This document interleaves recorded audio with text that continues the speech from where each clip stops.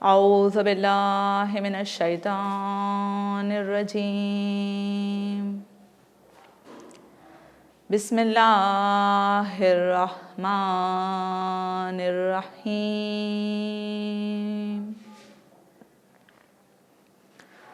الحمد للہ رب العالمین والصلاة والسلام علی اشرف الخلائق اجمعین سیدنا و سید الاولین والآخرین حبیبنا و حبیب الہ العالمین امام المرسلین و خاتم النبیین ابی القاسم المصطفى محمد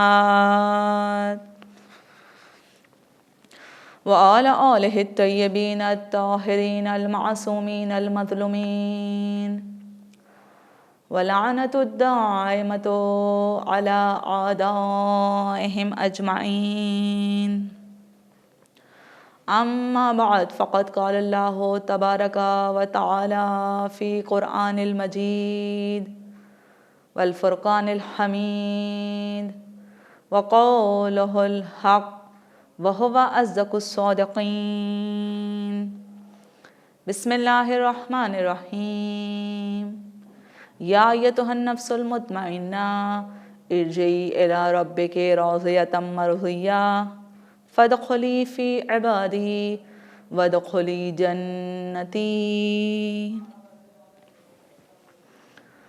اولاً تعریف اس معبود برحق کی کہ جس کی قبضہ قدرت میں یہ تمام عالمین ہیں، وہ معبود برحق کہ اتنا اعلیٰ ہے، اس کی ذات بابرکت ہے، وہ علی کل شیء قدیر کا مالک ہے، وہ لم یزل ہے، وہ کبھی فنا نہیں ہو سکتا۔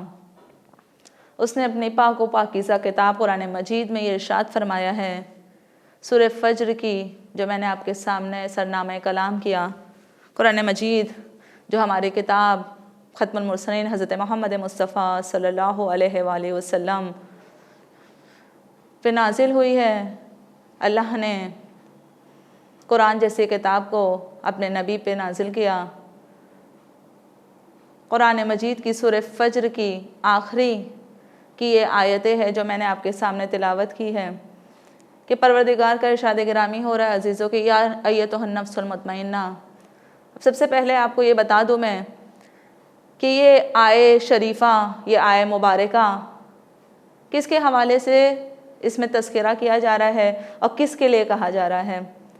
یہ ہمارے آقا و مولا، ہمارے سید و سالار، سید الشہداء آقا ابا عبداللہ الحسین علیہ السلام کے سلسلے میں بتایا جا رہا ہے کہ نفس مطمئنہ اللہ نے قرآن میں کہا ہے کہ ہمارا نبی کے نواسے، مولا علی کے بیٹے، جناب زہرا کے لاڈلے، یہ کوئی عام شخصیت نہیں عزیزوں، کیونکہ ماہ محرم، عزائے حسینی، عزائے آقا ابا عبداللہ شروع ہو چکے ہیں۔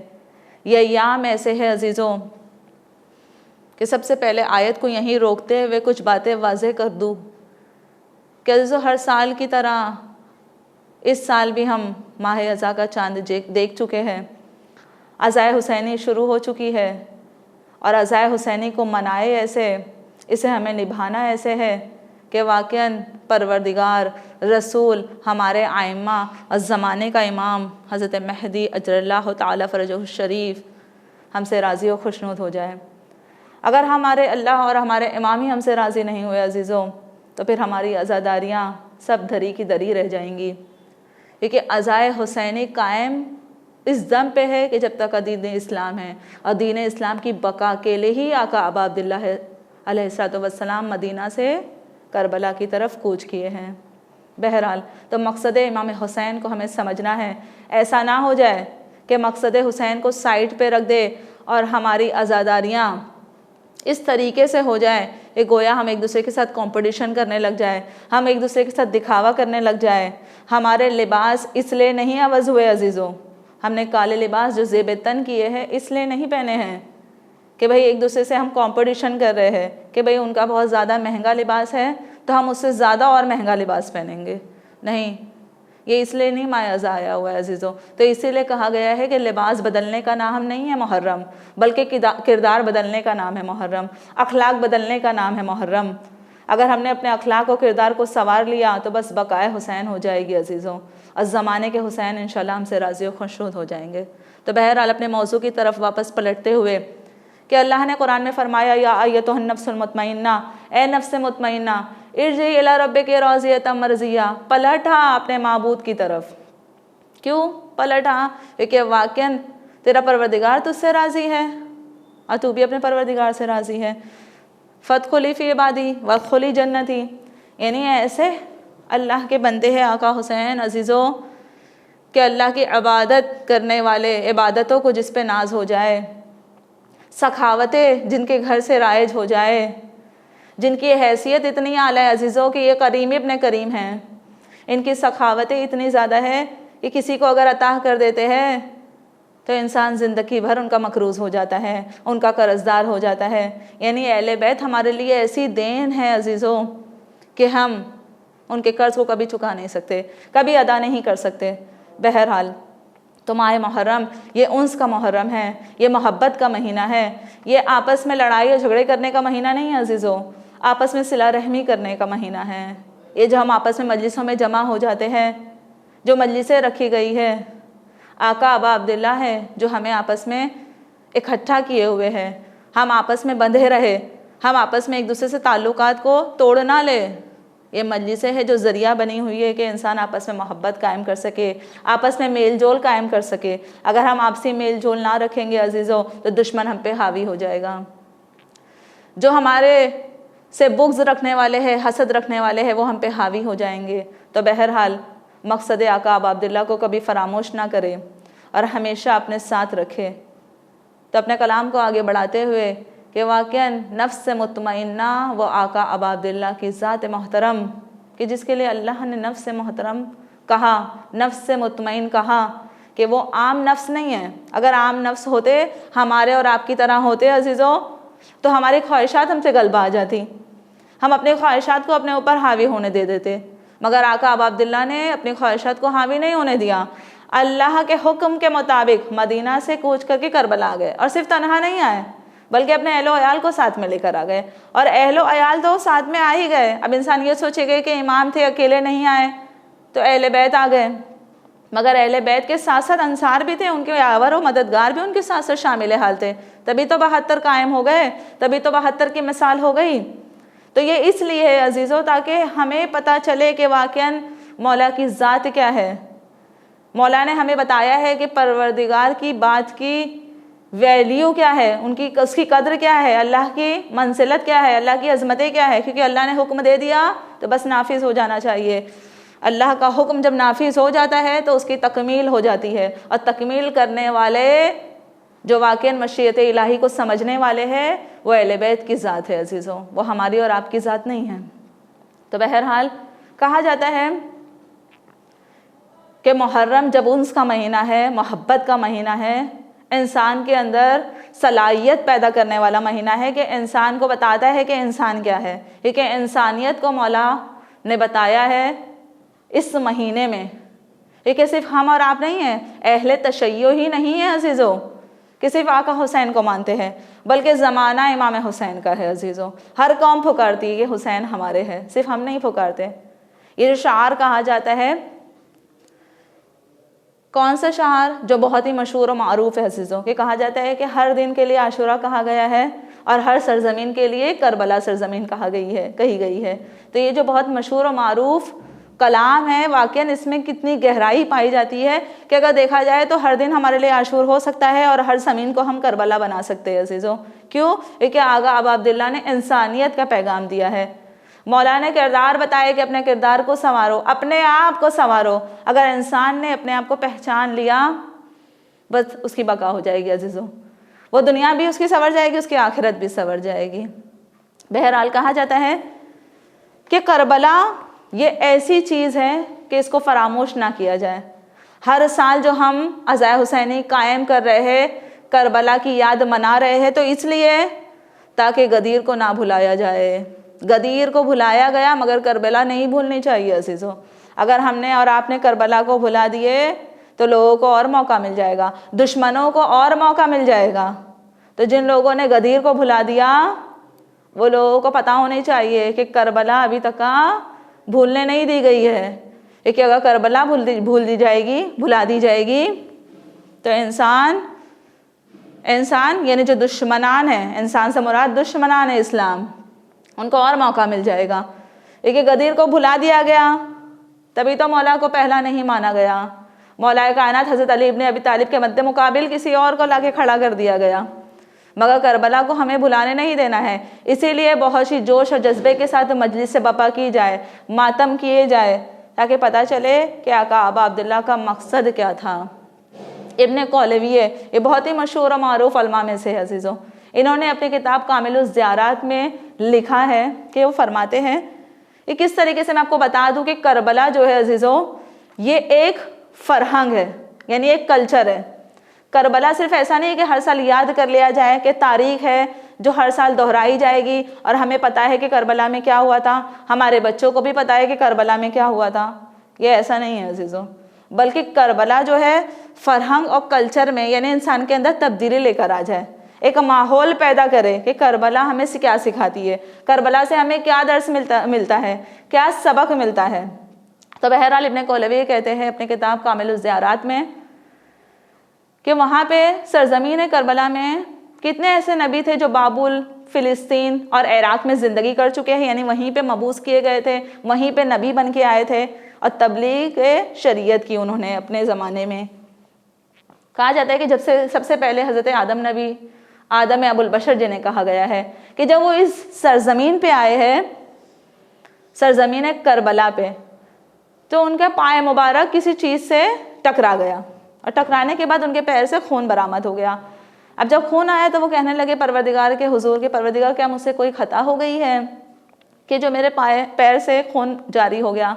تو اللہ کہتا ہے کہ نہیں اے میرے نبی, اے آدم ابو البشر, تم نے کوئی خطا نہیں کی, تم سے کوئی گناہ نہیں ہوا ہے, بلکہ یہ سرزمین جہاں پہ تمہیں ٹھوکر لگی ہے یہ کربلا اسے کہا جاتا ہے.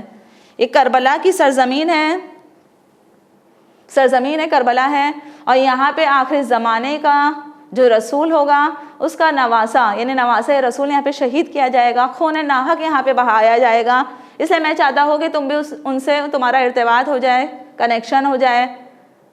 اس لیے اس طریقے سے تمہیں ٹھوکر لگی اور خون جاری ہوا تمہارے پیر سے. اسی طرح جناب ابراہیم کے لیے بھی ملتا ہے اور جناب موسیٰ کے لیے بھی ملتا ہے کہ جناب ابراہیم کا سر کسی چیز سے ٹکرا گیا, کوئی لکڑی سے, کہ ان کے سر سے خون آ گیا, اور انہوں نے بھی اسی طرح جناب آدم کی طرح سوال کیا. پھر جناب موسیٰ علیہ السلام کے پیر میں کہ ان کا جوتا پھٹ چکا تھا, اور جب وہ ایک جگہ سے گزرے تو کانٹا اس راستے میں موجود تھا اور کانٹا چبھ گیا ان کے پائے مبارک پہ, اور اس وجہ سے ان کے پیر سے خون آ گیا. تو جس طریقے سے جناب آدم نے سوال کیا تھا اسی طریقے سے جناب ابراہیم اور جناب موسیٰ نے بھی اللہ سے سوال کیا کہ پروردگار ہم سے کوئی خطا ہو گئی ہے. تو اللہ نے کہا کہ نہیں, بلکہ ہم بھی چاہتے ہیں, ہم یہ چاہتے ہیں کہ یہ جو سرزمین جہاں پہ تمہیں یہ چوٹ لگی ہے, خون آ گیا ہے تمہارے جسم سے, تو یہاں پہ اس سرزمین پہ نواسہ رسول قتل کیا جائے گا, خون ناحق اس کا بہایا جائے گا, تو تمہارا اس سے ارتباط ہو جائے, کنیکشن ہو جائے, تم بھی اس سے متصل ہو جاؤ, متمسک ہو جاؤ. اس کی وجہ سے اللہ نے اس طریقے سے ایک نبی کو آزمایا. تو اللہ بتانا چاہتا تھا, جبکہ وہی واقعہ کربلا ہوئی نہیں تھی عزیزو, بہت زمانہ باقی تھا, ابھی تو رسول کی بھی پیدائش نہیں ہوئی تھی. تو اللہ کربلا کو بتانا چاہتا تھا وہ زمانے سے ہی کہ حضرت آدم کو کس طریقے سے پتہ چلا, جناب ابراہیم نبی کو پتہ چلا, جناب موسیٰ نبی کو پتہ چلا. اسی طرح جناب یحییٰ کے لیے بھی کہا جاتا ہے, کیونکہ آج پہلی محرم ہے, یکم محرم ہے. تو اس کے حوالے سے میں بتا دوں کہ ریان ابن شبیب کہتے کہ جب میں 8ویں آقا امام رضا علیہ السلام کی خدمت میں شرفیاب ہوا تو مولا نے مجھ سے سوال کیا کہ اے شبیب کیا تمہارا, اے پسر شبیب کیا تمہارا روزہ ہے؟ تو وہ کہتے کہ نہیں مولا. تو مولا نے کہا کہ آج کے دن جناب زکریا نے, زکریا پیغمبر ہے عزیزو, جناب یحییٰ کے والد محترم, کہ انہوں نے آج کے دن اللہ سے دعا مانگی تھی اور ان کی دعا مستجاب ہو گئی۔ اب انسان، ہم جیسے انسان تو جو ہمیشہ لالچ میں رہتے ہیں نا، ہمیں کوئی لالچ ہوتی ہے یا پھر کوئی نہ کوئی فائدہ ہم چاہتے ہیں کہ ہمیں کوئی فائدہ مل جائے تبھی ہم یہ کوئی کام کریں گے۔ تو کبھی بھی شریعت یا اسلام کی باتوں پہ اس وجہ سے عمل نہ کرے کہ ہمیں فائدہ ہوگا یا ہمیں کوئی منفعت ملے گی، بلکہ یہ سوچ کے کام کرے کہ ہم یہ کام قربتاً اللہ انجام دے رہے عزیزو۔ اسی لیے ہمارے وہاں پہلی، تیسری اور ساتویں، یعنی یہ محرم کی پہلی، تیسری اور ساتویں تاریخ کا روزہ مستحب قرار دیا گیا ہے۔ مگر یہاں پہ ایک احکام بتاتے ہوئے چلوں کہ جن کے قضا روزے ہیں تو وہ پہلے اپنے قضا روزے ادا کریے، اس کے بعد واجبات، یعنی واجبات جب آپ کے ادا ہو جائیں گے اس کے بعد آپ مستحبات انجام دے سکتے ہیں۔ تو بہرحال تو پہلی کا روزہ کہا گیا کہ جو انسان بھی آج کے دن روزہ رکھتا ہے، پہلے محرم کے دن، اور روزہ رکھنے کے بعد پروردگار سے جو بھی اس کی حاجت ہوگی، جب اللہ کے آگے وہ تقاضا کرے گا تو اللہ اس کی انشاءاللہ حاجت روائی کرتا ہے، یعنی اللہ اس کی دعا کو مستجاب کرتا ہے، جس طرح زکریا پیغمبر کی دعا کو اللہ نے مستجاب کیا۔ اب جناب زکریا کون تھے عزیزوں؟ ان کے لیے کہا جاتا ہے کہ جناب زکریا کے سلسلے میں یہ بتایا جا رہا ہے کہ جب اللہ نے آخر الزمان حضرت محمد مصطفیٰ کے نواسے کے سلسلے میں جب اللہ نے پوری واقعہ کربلا سنا دی جناب زکریا کو، تو جناب زکریا گریہ کرنے لگ گئے عزیزوں۔ اور گریہ کرنے کے بعد کہا جاتا ہے کہ وہ 3 دن تک جب اپنے حجرے میں چلے گئے اور اس حجرے سے 3 دن تک وہ باہر نہیں آئے، یعنی اتنا ان کے اوپر گریہ طاری تھا کہ وہ رو رہے تھے اور مظلومت آقا ابا عبداللہ پہ گریہ و بکا کر رہے تھے کہ وہ 3 دن تک باہر نہیں آئے تھے، یعنی اپنی قوم میں وہ پلٹ نہیں سکے، ان سے ملے نہیں، آ کے باہر نکلے نہیں۔ اور جب 3 دن کے بعد باہر نکلے ہیں وہ، تو لوگوں کو معلوم ہوا کہ آپ 3 دن تک باہر کیوں نہیں آئے تھے، یعنی اتنا زیادہ انہوں نے بتایا اور اظہار کر کے دکھایا کہ دیکھو کربلا کیا ہے، کربلا وہی زمانے سے جو بتائی جا رہی ہے، یہ نہیں کہ ابھی جب 61 ہجری میں واقعی کربلا ہوا تو اس کے بعد کربلا کو ہم منا رہے ہیں یا کربلا کی یاد ہم زندہ کر رہے ہیں، بلکہ کربلا پہلے سے ہی ہے۔ حضرت آدم علیہ السلام سے لے کے میں نے جیسے کہ آپ کو مثال دی اور بتایا، یہ پہلے زمانے سے ہی چلی آ رہی ہے، جب سے اللہ نے اس سرزمین پہ انسان کا وجود بنایا ہے، کہ اللہ پہلے دن سے ہی بتا رہا ہے کہ کربلا کو جانو سمجھو، کیونکہ کربلا باقی رکھنے والی چیز ہے۔ کربلا صرف تاریخ نہیں کہ ہر سال دہرائی جائے گی یا ہر سال بتائی جائے گی، کربلا کو ہمیں اپنے اندر اس طریقے سے سما لینا ہے، ایک گویا جب ہم عمل کریں گے تو ہمارے بچے اپنے آپ عمل کریں گے عزیزو، ہمارے اطراف اپنے آپ عمل کریں گے، کیونکہ امام حسین نے اس طریقے کا عمل اور پیغام دیا ہے کہ امام حسین کو ماننے والے تمام لوگ ہیں عزیزو، کوئی 1-2 لوگ نہیں مانتے، تمام مذہب امام حسین علیہ السلام کا پیروکار ہے اور مولا کا ماننے والا ہے۔ بہرحال تو کہا جاتا ہے کہ جناب زکریا جب باہر آ گئے اور آقا ابا عبداللہ پہ رو لیے، اب اللہ سے انہوں نے دعا کی کہ پروردگارا حب لی ذریۃ طیبہ، کہ مجھے ایک پاک ذریت عنایت فرما۔ اللہ نے یہ دعا کو مستجاب کر لیا اور جناب یحییٰ کو پیدا کیا۔ کہا جاتا ہے کہ ان کی بیوی جو تھی، ان کی زوجہ جو تھی، ابھی تک ان کو کوئی بچہ نہیں ہوا تھا، مگر جس طریقے سے جناب زکریا نے اللہ سے گڑگڑا کے دعا کی ہے، اللہ نے ان کی دعا کو مستجاب کیا اور جناب یحییٰ جیسے فرزند کو عطا کر دیا۔ اور جناب یحییٰ کو عطا کرنا یہ بھی عزیزو بہت زیادہ امام حسین کے ساتھ شباہت رکھتا ہے، جو شباہتیں میں آپ کو بتاؤں گی کہ شباہت کس طریقے سے کہ جناب یحییٰ اور امام حسین علیہ السلام میں۔ تو کہا جاتا ہے کہ جب جناب زکریا نے اللہ سے کہا کہ اے اللہ، یعنی تو میری ذریت میں پاک ذریت مجھے عطا کر دے تاکہ میں آخری رسول سے ہمدردی کر سکوں، تو اللہ نے پاک ذریت میں جناب یحییٰ جیسے صورت میں ایک فرزند عطا کر دیا جناب زکریا کو۔ اور کہا جاتا ہے جس طریقے سے جناب یحییٰ کو شہید کیا گیا، اسی طرح امام حسین کو شہید کیا گیا۔ جناب یحییٰ کا سر مبارک ان کے تن سے جدا کر کے حاکم ستم کر کے سامنے لے کر آیا گیا تھا، تشت میں سجا کے۔ اسی طریقے سے آقا ابا عبداللہ کے ساتھ بھی ایسے ہی ہوا عزیزو، کہ مولا کا سر تن سے جدا کر کے ملونوں کے سپرد کیا گیا تشت میں۔ اور جس طریقے سے جو قتل کرنے والے تھے وہ باغی تھے، وہ دغاباز تھے، ویسے ہی جناب یحییٰ کو بھی شہید کرنے والے ان لوگوں میں سے ہی تھے۔ ابھی کہا جاتا ہے کہ یحییٰ، اسم یحییٰ یعنی نام یحییٰ اور نام حسین، یہ 2 نام ایسے ہیں کہ پروردگار نے جس طریقے سے اگر ہم اپنے لفظوں میں کہیں گے، جیسے ہم کہتے ہیں نا نیو نیم ہے، نیا نام ہے، تو ویسے ہی امام حسین کے نام سے پہلے اور جناب یحییٰ کے نام سے پہلے اللہ نے کسی کو یہ نام سے نہیں نوازا تھا، یعنی ان سے پہلے جتنی بھی نسلیں آئی کسی کا نہ حسین نام تھا نہ کسی کا یحییٰ تھا. تو یہ شباہت ہے، یعنی اللہ نے ایک مثال دی ہے، ایک حیثیت اور ایک اہمیت کا حامل بتایا ان دونوں شخصیتوں کو. ویسے اس کا یہ مطلب نہیں ہے کہ ہمارے اور دوسرے پیغمبر یا اور ہمارے امام کوئی اہمیت کے حامل نہیں تھے، بلکہ ان کی بھی قدر و منزلت تھی، مگر ان کی قدر و منزلت کو اللہ کس طریقے سے دیکھیے اجاگر کر رہا ہے انسان کے درمیان میں، کہ جناب یحییٰ اور امام حسین کو بتا رہا ہے. اور حتیٰ ہمارے چوتھے آقا امام سجاد علیہ السلام کا ارشاد گرامی ہے کہ مولا فرماتے ہیں کہ جب میرے بابا مدینہ سے مکہ کی طرف ہجرت کر کے آیا، پھر مکہ سے کربلا تک، یہ پورے راہ میں ہمارے بابا نے ایک انسان کو بہت یاد کیا ہے. دیکھیں یہاں پہ کہتے ہیں حق کو ادا کر دینا، جس طریقے سے جناب زکریا نے حق ادا کر دیا کہ اللہ نے جیسے ہی واقعہ کربلا سنایا جناب زکریا کو تو انہوں نے روئے اور اللہ سے گڑ گڑا کے دعا کی، تو اللہ نے یحییٰ جیسے فرزند عطا کر دیا، اور پھر اس کے بعد یحییٰ بھی شہید ہو گئے. یعنی یہ امام حسین کے لیے ہی تھا عزیزوں، کہ امام حسین کی محبت میں انہوں نے جو چیز مانگی تھی اسی طریقے سے ویسے ہی قربانی کا حق بھی ادا ہو گیا. اب یہاں پہ امام حسین کی باری ہے عزیزوں، کہ امام حسین نے مدینہ سے لے کے مکہ تک اور مکہ سے لے کے کربلا تک کا اس راہ میں چوتھے آ کر ارشاد فرما رہے ہیں کہ ہمارے بابا نے مسلسل جناب یحییٰ کو یاد کیا ہے. یعنی کئی جگہ ایسی آئی ہے کہ وہاں پہ یاد کیا ہے جناب یحییٰ کو، باقاعدہ نام اس مبارک جناب یحییٰ دہان مبارک امام حسین علیہ السلام سے نکلا ہے.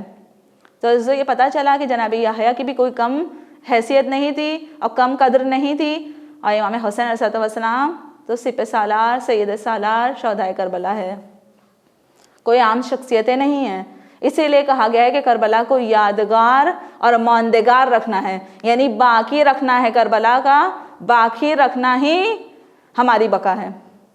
اگر ہم نے کربلا کو باقی نہیں رکھا اور ہمیشہ کی طرح ہر سال کی طرح کربلا منایا، ہر سال کی طرح جس طریقے سے ہم علم نکالتے تعزیہ نکالتے ویسے ہی نکالے، مقصد حسین نہیں سمجھے، تو پھر عزیزو ہماری زندگی کی بقائیت، بقا تو رہے گی، زندگی تو رہے گی، مگر جیسی اللہ رسول و امام چاہتے ہیں، آقا حسین چاہتے ہیں، ویسی نہیں رہ جائے گی.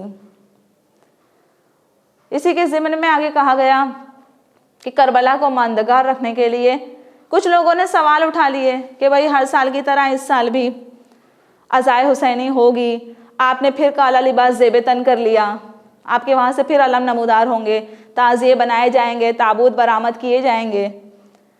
تو ایسوں کے لیے پھر جواب ہے عزیزوں، کیونکہ یہاں پہ ہمارے ائمہ معصومین علیہ السلام نے ہمیں تاکید کی ہے کہ ہمیں عزائے ابا عبداللہ کو برقرار رکھنا ہے، قائم رکھنا ہے، انہیں پرجوشی کے ساتھ ادا کرتے رہنا چاہیے. لیکن یہاں پہ پھر ابن قولوی نقل کرتے ہیں کامل الزیارات میں کہ آقا حسین علیہ السلام، یہ ہمارا عقیدہ ہے عزیزوں، کہ مجلس جس گھر میں بپا ہوتی ہے، جس عزاخانوں میں بپا ہوتی ہے، وہاں پہ جناب سیدہ دو عالم تشریف فرما ہوتی ہیں. اور صرف جناب سیدہ ہی نہیں تشریف فرما ہوتی ہیں، بلکہ آپ کے نانا رسول اللہ بھی تشریف فرما ہوتے ہیں، آپ کے بابا علی مرتضیٰ بھی تشریف فرما ہوتے ہیں. یہ ہمارا عقیدہ ہے عزیزوں، اور جب اس عقیدے کو ہم واقعاً خلوص نیت کے ساتھ انجام دیں گے تو واقعاً ہمارے بزم میں، ہماری مجلسوں میں اہل بیت کا وجود حتمی ہے کہ ہوگا، کیونکہ خلوص نیت بہت شرط ہے عزیزوں. تو کہا جاتا ہے جناب سیدہ جب آ گئیں تو جناب سیدہ اپنے تمام عزادار کو دیکھ رہی ہیں، تو اس لیے ابن قولوی کہہ رہے ہیں کہ یہ جو ہم عزاداری کر رہے ہیں، امام حسین ہر ایک انسان کو باقاعدہ دیکھتے بھی ہے کہ کون میری مجلس میں شرکت کر رہا ہے، اور صرف دیکھتے ہی نہیں ہیں بلکہ مغفرت بھی کر رہے ہیں عزیزوں. یہ بہت بڑی بات ہے. میں یہاں سے مجلس پڑھ رہی ہوں، آپ مجھے سن رہے ہیں، سننا دیکھ لینا یہ ایک الگ پہلو ہوتا ہے عزیزوں، مگر میں آپ کو گن نہیں سکتی کہ آپ کتنے میری مجلسوں کو سن رہے ہیں، آپ کتنے مجھے دیکھ رہے ہیں. یہ میرے لیے محال ہے، یعنی ناممکنات میں سے ہے. ممکن تو ایک طریقے سے ہو سکتا ہے کہ بتایا جائے کہ بھئی اتنے لوگ سن رہے ہیں تو ایک ممکن ہے، مگر جب مجھے پتہ نہیں ہے کہ کتنے ہیں تو ناممکن تو ہوا، یعنی میں گن نہیں سکتی کتنے سن رہے ہیں. مگر یہ امام حسین علیہ السلام کی ہستی کے لیے ناممکن نہیں ہے. جتنے عزادار ہیں وہ سب کو دیکھتے بھی ہیں، سن بھی رہے ہیں کہ وہ کیا کہہ رہے ہیں، اس کے بعد سب کی الگ الگ مغفرت کر رہے ہیں. تو یہ آقا ابا عبداللہ کی ذات محترم عزیزوں کہ جو ان کی وجہ سے ہماری ذات باقی ہے عزیز و واقعاً. یہ سرزمین پہ ہم ان کی وجہ سے قائم ہیں. اگر وہ نہیں ہوں گے تو ہمارا اس سرزمین پہ وجود نہیں ہو سکتا. یہ اہل بیت کی دین ہے کہ واقعاً ہمارا وجود ہے. اس کے بعد کہا جاتا ہے، یعنی کچھ اور باتیں آپ کو بتاتے ہوئے چلوں، سورہ ہود کے آیت نمبر 120 کے ماتحت میں آپ کو بتاتے ہوئے چلوں کہ کس وجہ سے ہمیں عزاداریاں کرنی ہیں اور کیوں اس کو ہر سال منانا ہے. ہر سال جس طریقے سے جتنا ہم سے ہوتا ہے اور اگر زیادہ ہم کر سکتے ہیں، اہل بیت کی محبت میں اسے اور عروج پہنچانی ہے. کہا جاتا ہے کہ وہاں پہ اللہ نے کہا ہے اپنے نبی سے کہ اے میرے حبیب، میں نے قرآن میں قصہ کیوں کہا ہے؟ قرآن میں بہت سے واقعات ہیں عزیزوں. اگر ہم قرآن اٹھائے تو ہمیں پتہ چلے گا کہ اللہ نے بہت سے قصے، بہت سی داستانیں قرآن میں اس لیے عبرت آمیز باتیں بتائی ہے تاکہ جو آئندہ کے لوگ آ رہے ہیں وہ اس سے سبق حاصل کر لے کہ پہلے کے لوگوں کے ساتھ کیا ہوا، پہلے کے لوگوں کے سلسلے میں کیا بتایا گیا ہے. تو یہ تمام چیزیں ہمیں پتہ چل سکے، ہم اس سے عبرت حاصل کر لیں. تو قرآن میں اللہ نے واقعے بتائے ہیں.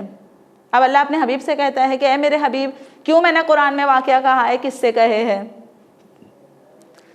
اس لیے میں نے قصے کہے ہیں کیونکہ تم یاد کرو جناب موسیٰ کو، جناب ادریس کو، جناب ابراہیم کو. یہ اللہ اپنے حبیب سے عزو کہہ رہا ہے کہ ان کو یاد کرو کہ ان کے زمانے میں لوگ کیسے تھے، ان کے زمانے میں لوگ کیا کیا کرتے تھے. پھر جناب یوسف کی داستان ہے، جناب یوسف ہے، جناب بنی اسرائیل کا پورا واقعہ ہے کہ پوری بنی اسرائیل، پوری ایک سورہ اللہ نے نازل کر دی عزیزوں. کہ یہ جو تمام چیزیں ہیں یہ کس لیے ہیں؟ سب سے پہلے مرحلے پہ آتا ہے کیونکہ اس کے اندر 4 اثر رکھتی ہے. کچھ چیزیں تو آج بتاؤں گی، کچھ چیزیں انشاءاللہ کل کی مجلس میں ہم ذکر کریں گے. تو سب سے پہلا جو اثر رکھتا ہے کہ اللہ نے قرآن میں اتنے قصے اور واقعات کیوں بتائے ہیں؟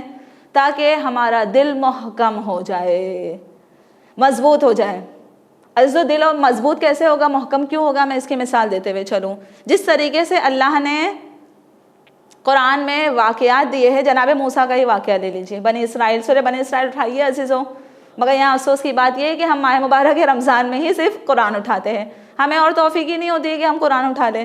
بہرحال اللہ ہم سب کی توفیقات میں اضافہ کریں انشاءاللہ.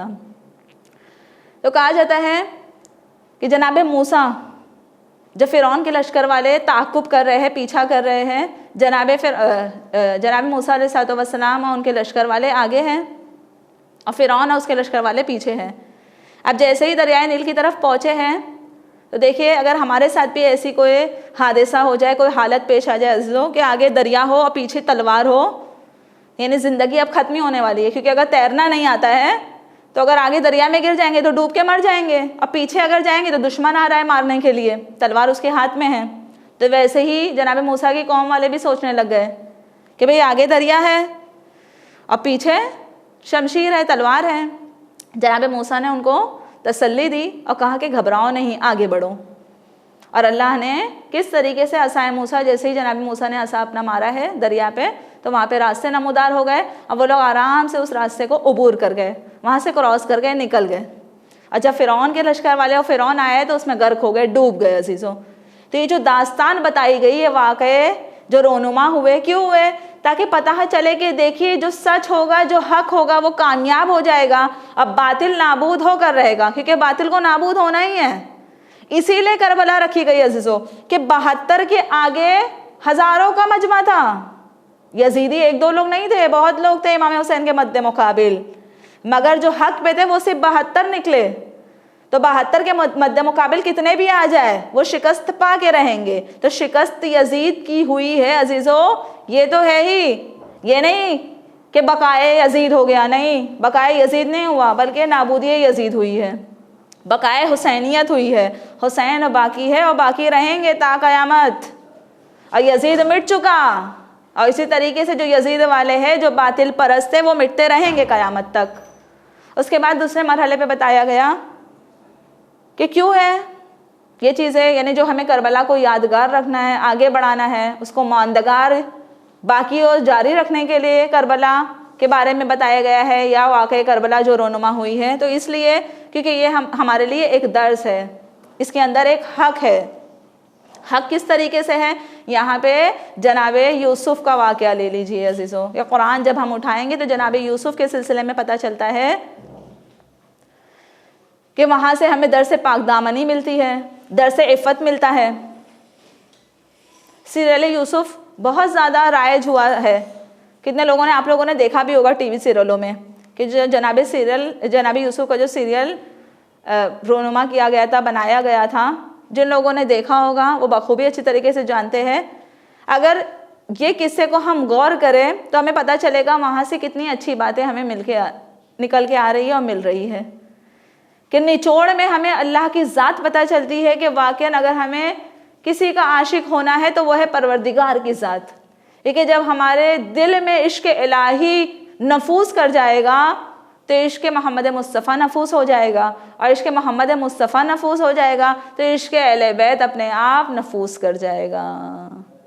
تو اس لیے بتایا گیا عزیزوں کہ ہمیں جو قرآن میں قصے اللہ نے بتائے ہیں، اللہ نے جو قصے سنائے ہیں، یہ تمام چیزیں ہمارے لیے درس ہے اور حق ہے۔ اور کربلا بھی اسی طریقے سے ہمارے لیے درس اور حق ہے۔ کربلا کا واقعہ، اس سے ہمیں کون سا درس نہیں ملتا عزیزوں؟ اگر ہم دیکھیں تو وہاں پہ ششماہے سے لے کے جوان سے لے کے بوڑھے تک تمام لوگ اس سرزمین پہ ہمیں ایک درس دے رہے ہیں کہ اگر کربلا اور اسلام یعنی امام کے لیے ہمیں اپنی جان کو نچھاور کرنا پڑے تو ششماہا بھی پیچھے نہیں ہٹ رہا ہے، نہ جوان پیچھے ہٹ رہے ہیں اور نہ ہی بوڑھے پیچھے ہٹ رہے ہیں۔ حتیٰ یہاں تک کا ملتا ہے کہ بوڑھے ایسے بھی تھے آقا ابا عبداللہ کے یاوروں میں، انصاروں میں، کہ جن کی کمریں جھک چکی تھی عزیزوں، کمر جھکنے کے باوجود انہوں نے اپنے کمر میں نیزے باندھ لیے تھے تاکہ ان کی کمر سیدھی ہو جائے، تاکہ وہ مقابلہ بڑھ بڑھ کے کر سکے، پیچھے نہ ہٹ جائے، تاکہ سرخرو ہو جائے آقا ابا عبداللہ کے سامنے بھی اور اپنے پروردگار کے سامنے بھی۔ تو یہ درس ہے، واقعہ کربلا درس ہے ہمارے لیے، جس طرح قرآن میں اللہ نے جو واقعات اور جو قصے بتائے وہ ہمارے لیے درس ہے۔ اس کے بعد تیسرے مرحلے پہ آتا ہے ہمارے لیے کہ جو قرآن میں قصے اللہ نے کہے ہیں، سب سے پہلے مرحلے پہ میں نے آپ کو بتا دیا کیونکہ دل انسان کا محکم ہوتا ہے۔ اس کے بعد قصے اس لیے بتائے گئے ہیں تاکہ اس کے اندر ہمارے لیے ہمیں درس اور ہمیں اس سے کچھ عبرتیں حاصل ہو جائے۔ اور تیسرے مرحلے پہ جو تیسرا نکات نکل کے آتا ہے وہ یہ ہے کہ واقعہ کربلا اس لیے کیونکہ وہ ہمارے لیے نصیحت ہے، موعظہ ہے۔ کس طریقے سے نصیحت ہے؟ یہاں پہ جناب آدم کی مثال دیتے ہوئے چلو عزیزو آپ کو، کہ جناب آدم علیہ السلام جنت میں تھے، اللہ نے ان کا جگہ، ان کی مقام، ان کے منصب جنت میں رکھا ہوا تھا، اور ان کی زوجہ محترمہ بھی وہیں پہ تھیں۔ مگر کس طریقے سے اللہ کو جب زمین پہ نسل کو قائم کرنا تھا تو ایک بہانہ لگا کہ جناب آدم عرش سے فرش پہ آ گئے۔ یہ ترک اولائے جناب آدم وجہ یہ نہیں تھی کہ نعوذ باللہ وہ گناہ کرے، نبی ہمارے معصوم ہے، یہ ہمیشہ یاد رکھیے گا عزیزو، کبھی یہ مت تصور کر لینا کہ ان سے ترک اولا ہو گئی، ان سے بھول ہو گئی، ان سے چوک ہو گئی، نہیں، ہم گمان بھی نہیں کر سکتے، ہم سوچ بھی نہیں سکتے کہ کوئی معصوم نبی یا کوئی معصوم امام گناہ سوچ بھی سکتا ہے۔ یہ صرف بہانہ تھا کہ اللہ کو جنت سے عرش سے فرش پہ بلانا تھا، زمین پہ بلانا تھا جناب آدم کو۔ تو کس طریقے سے شیطان آیا زوجہ حضرت آدم علیہ السلام کے پاس، جناب حوا کے پاس، اور سیب کھانے کے لیے کہنے لگا کہ وہ سیب کھا لیجئے۔ تو عزیزوں یہ شیطان اتنا مکار ہے، اتنا دغاباز ہے کہ جب وہ نبی کو نہیں چھوڑتا تو ہماری ذات کیا ہے؟ اور ہم تو شیطان کے پیکر میں، بلکہ یوں کہے کہ انسانی شکل میں ہم خود شیطان ہیں، یعنی ہمیں شیطان کو ورگلانے کی ضرورت نہیں ہے، بلکہ ہم خود ایسے عمل کرتے ہیں کہ شیطان ہم سے خوش ہو جاتا ہے۔ بجائے اس کے کہ ہم اللہ اور رسول کو اور اہل بیت کو خوش کریں، ہم شیطان کو خوش کر لیتے ہیں عزیزوں، کیونکہ ہمارے اعمال ایسے ہیں۔ بہرحال کوشش کریے کہ ہمارے اعمال ایسے ہونے چاہیے کہ جس سے اللہ رسول اور اہل بیت خوش ہو جائے، نہ کہ شیطان خوش ہو جائے۔ تو یہ بہانہ بنا کہ عرش سے فرش پہ آگے جناب آدم نبی، تو یہ ایک نصیحت ہے ہمارے لیے عزیزوں کہ ہمیں بھی ایسا کام کرنا چاہیے کہ جو ہمارے لیے بقائیت کر جائے، ہمیں عروج پہ لے کے جائے، ہماری منزلتوں کو آگے بڑھائے، نصیحتوں کو ہم سنیں۔ ایسا نہ ہو جائے کہ ہم نصیحتوں کے برعکس کام کریں، اگر کوئی ہمیں کہہ رہا ہے اچھا کام کرے تو بجائے اچھا کام کرنے کے ہم برا کام کرنے لگ جائیں۔ ابھی بہت سی ہم مجلسیں سنیں گے، ابھی تو شروعات ہوئی عزیزوں، تو ایسا نہ ہو جائے کہ جب عشرہ ہو جائے، 10 دن گزر جائے تو جس طریقے سے ہماری زندگی پہلی تھی، جو روٹین ہماری پہلی تھی، ہم واپس سے وہ کام کرنے لگ جائے، ایسا نہ ہو جائے عزیزوں۔ جب 10 دن میں ہم نے یہ عہد کر لیا کہ جس طریقے سے ہمارے امام چاہتے ہیں ہم ویسے ہی عمل کریں گے، تو بس ضروری ہے ہمارے اوپر کہ ہم اسی طریقے سے عمل کریں، کیونکہ اگر ہم ایسے عمل نہیں کریں گے عزیزوں تو پھر میں نے کہا کہ کربلا پھر تاریخ ہی رہ جائے گی۔ اگر ماندگار بنانا ہے، کربلا کو باقی رکھنا ہے تو عمل کرنا ہے، کردار حسینیت کو اجاگر کرنا ہے تاکہ ہمارے کردار میں بھی حسینیت جھلکے، چھلک کر آئے، تاکہ پتہ چلے کہ واقعاً امام حسین نے کس چیز کی ہمیں تدریس دی ہے، کیا چیز ہمیں آئی ہے۔ بہرحال کلام کو سمیٹتے ہوئے ربط مصائب، کیونکہ وقت میں گنجائش نہیں ہے اتنی، کہنے کو باتیں تو بہت ہے عزیزوں، مگر سمیٹتے ہوئے باتوں کو، کچھ باتیں آج تھی جو میں نے کر گئی، کچھ باتیں ایسی ہیں جو آئندہ کے انشاءاللہ مجالس میں ذکر کیا جائے گا، جس کا تذکرہ ہوگا، کہ بہرحال آج کی باتوں سے ہمیں جو سبق حاصل کرنا چاہیے، آج کی مجلس سے جو درس اٹھانا چاہیے عزیزوں، وہ درس کربلا ہے ہمارے لیے۔ ایک کربلا کو سمجھ لیجئے، کیونکہ میں نے آپ کے لیے مقدمہ کلام پہلے کربلا ہی رکھا ہے۔ یہ وجہ اسی لیے ہے کہ جب تک ہم کربلا نہیں سمجھیں گے ہم اپنی زندگی نہیں سنواریں گے۔ کربلا کو سمجھنا ہے عزیزوں تو سب سے بڑا در اہل بیت ہے کہ ہم در اہل بیت سے کربلا کو سمجھیں گے، کیونکہ در اہل بیت نے ہمیں کربلا سکھائی، در اہل بیت نے ہمیں کردار سنوارنا سکھایا، در اہل بیت نے ہمیں اخلاق سکھایا، اور در اہل بیت میں خاص طور پہ تذکرہ جس کا آج میں کرنا چاہوں گی، جن کے مصائب آج پڑھنا چاہوں گی، وہ ہے جناب مسلم ابن عقیل علیہ السلام۔ جناب مسلم یہ عام شخصیت نہیں ہے ارباب اعظم، یہ عام انسان نہیں ہے ارباب اعظم، یہ سفیر حسین آقا ابا عبداللہ ہے، جنہوں نے اپنے آقا کی اس طریقے سے بات مانی ہے عزیزوں کہ جب مولا نے کہا ہے، جب کوفیوں نے خط بھیجنا شروع کر دیا تھا اور خطوط آ گئے تھے مولا کے پاس، اور حتیٰ یہاں تک کہہ دیا تھا کہ مولا اگر آپ نہیں آئیں گے تو ہم روز محشر آپ کا دامن پکڑ لیں گے، کہ ہم نے تو امام حسین کو بلوایا تھا، ہم تو چاہ رہے تھے کہ ہم ہدایت یافتہ ہو جائے، مگر امام حسین آئے ہی نہیں۔ یہ دیکھیں ان کی جسارت عزیزوں، یہ دغاباز کوفی، یہ جسارت کرنے والے۔ بہرحال امام حسین نے، مظلوم امام نے اپنی جگہ پہ اپنا نائب مقرر کر کے، اپنا سفیر بنا کے مظلوم مسلم ابن عقیل کو کوفہ کی طرف رواں دواں کر دیا۔ اب جب پہنچے ہیں نا جناب مسلم کوفہ میں، ایک کوفی ایسے تھے کہ شروع میں تو بہت زیادہ لوگوں نے بیعت کر لی، جناب مسلم کے لیے بہت زیادہ خوش تھے کہ امام حسین نے بھیجا ہے ان کو اپنی طرف سے تاکہ یہ ہمیں ہدایت دے دے، مگر جیسے جیسے رفتہ رفتہ دن گزرتا گیا عزیزوں، ایک وقت ایسا بھی آیا کہ جناب مسلم تنہا ہو گئے ارباب اعظم۔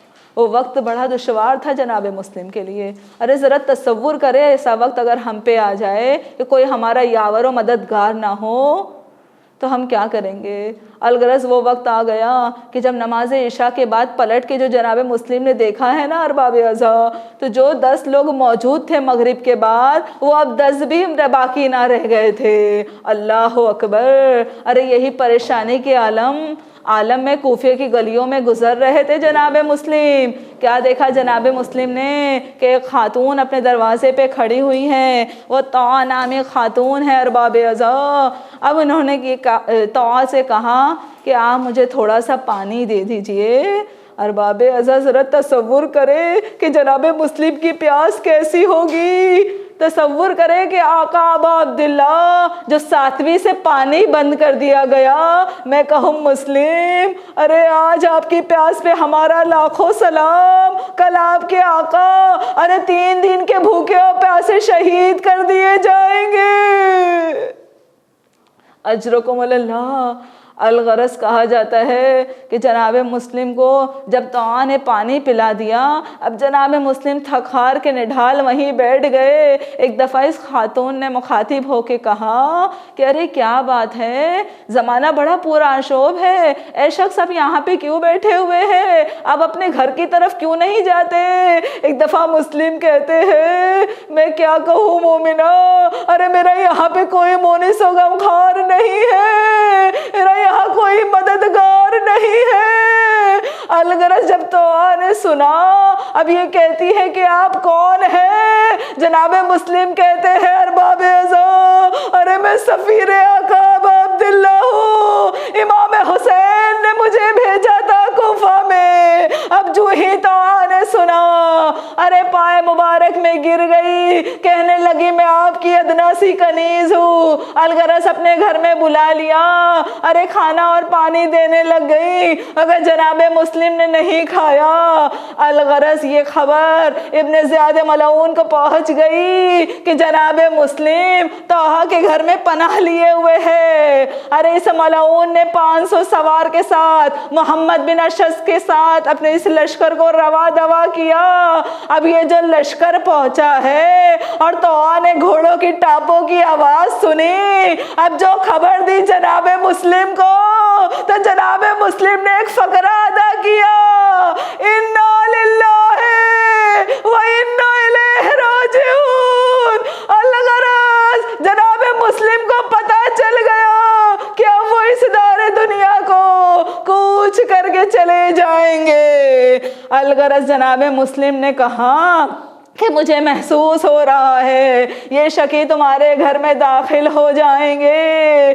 یہ خاتون کہتی ہے ارباب ازا، ارے مجھے کوئی گلہ نہیں ہے جناب مسلم، ارے میں بھی آپ کی طرف سے وار کروں گی یہاں تک کہ شہید ہو جاؤں۔ ذرا سوچئے کہ یہ اہل بیت پہ قربان ہونے والے کس طریقے سے اپنا سب کچھ لٹا دیتے ہیں۔ الغرض اب جو ہی یہ لشکر والے پہنچے، جناب مسلم نے بلا کا جہاد کیا، ارے کچھ لوگوں کو واصل جہنم کر دیا۔ ارے جب محمد بن اشعث نے دیکھا کہ مسلم لڑتے جا رہے ہیں، ارے اس نے ابن زیاد کو پیغام پہنچایا کہ مجھے کچھ اور سوار کی ضرورت ہے۔ 50 سوار کے ساتھ پھر سے ابن زیاد نے بھیج دیا۔ الغرض جناب مسلم لڑتے جا رہے ہیں، ایک دفعہ جیسے ہی تھک کے چور ہوئے، ارے ایک شقی آگے بڑھا اور ایسا نیزہ مارا کہ جناب مسلم کے ہونٹ مبارک اوپر کے ہونٹ شہید ہو گئے۔ الغرض اور کچھ ایسے کوفی تھے جو چھتوں پہ جا کے جناب مسلم پہ پتھر برسانے لگ گئے۔ اللہ اکبر۔ الغرض اس عالم میں بھی جناب مسلم نے بلا کا جہاد کیا۔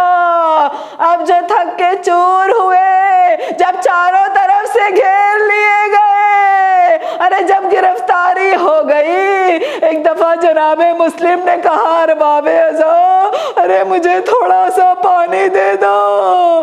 ارے کسی شقی کو رحم آ گیا، جو ہی اس نے آب دیا، یہاں پہ جیسے ہی منہ سے لگانے کے لیے جناب مسلم نے اس کوزے کو بڑھایا، ارے وہ ہونٹ کا خون اس کوزے میں گر گیا۔ جناب مسلم نے کوزہ ہٹا دیا، کہنے لگے ارے ہمارے نصیب میں پیاسا ہی مرنا لکھا ہوا ہے۔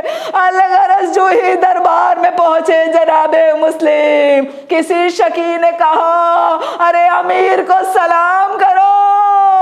یہاں پہ جناب مسلم نے کہا میرا امیر حسین ابن علی ہے، ارے میں انہیں ہی سلام کروں گا۔